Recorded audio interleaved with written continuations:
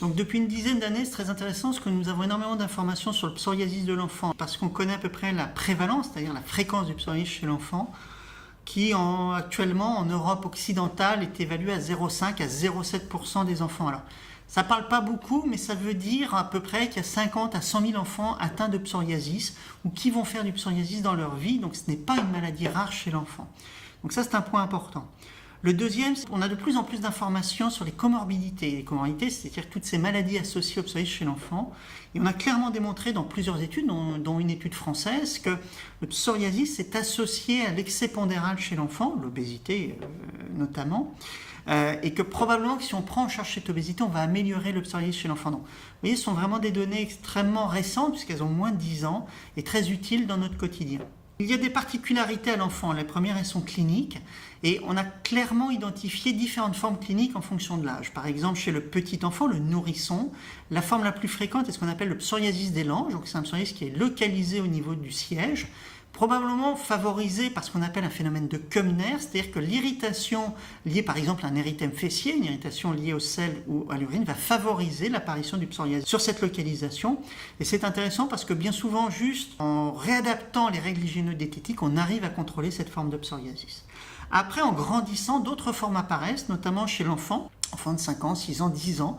On va avoir beaucoup de psoriasis en gouttes, qui sont des psoriasis qui souvent sont transitoires, qui sont favorisés par certaines infections, notamment streptococciques, des angines, mais aussi des anites. Donc ne soyez pas surpris en tant que patient si on fait un examen vraiment complet du tégument dans ces formes de psoriasis. Et ces formes sont souvent des formes transitoires et qui c'est pas très clair, nous ne sommes pas certains aujourd'hui si elles prédisposent à la survenue d'un psoriasis en plaques. Mais ce sont plutôt des formes de psoriasis, dans un premier temps, de bons pronostics. Une autre forme qu'on observe, qui elle est très invalidante, c'est la forme dite palmoplantaire, c'est que les enfants vont avoir un psoriasis très sévère des paumes et des plans, enfin plus ou moins sévère en fonction de la sévérité du cas. Ce sont des formes qui sont assez difficiles à traiter et pour lesquelles on monte volontiers rapidement en termes de traitement, en passant par des traitements par voie orale, voire des traitements par injection. Après, on va retrouver des formes plus classiques, comme le psoriasis en plaques, qui existe dès les premiers mois de vie, mais qui augmentent en termes de fréquence avec le temps. Donc ça sont les différentes formes cliniques du psoriasis.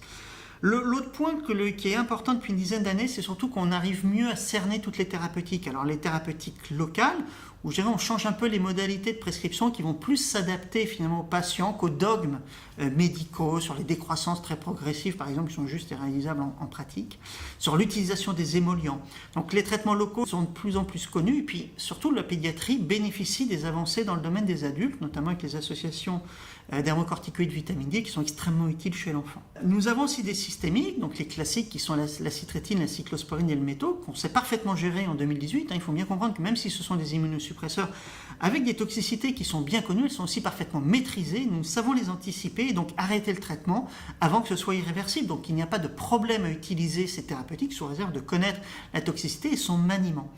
Enfin, et ça c'est exceptionnel maintenant, nous avons les biothérapies qui sont arrivées chez l'enfant depuis maintenant 6 ans, je crois que c'était 2011 ou 2012 les premières biothérapies. Maintenant nous avons 3 biothérapies avec un profil efficacité-tolérance exceptionnel, avec une limite encore qui est leur coût, qui ne rend pas accessible en première intention ces thérapeutiques même chez l'enfant, même si on a le sentiment qu'on aurait envie de les faire plus précocement du fait de leur efficacité et de leur tolérance.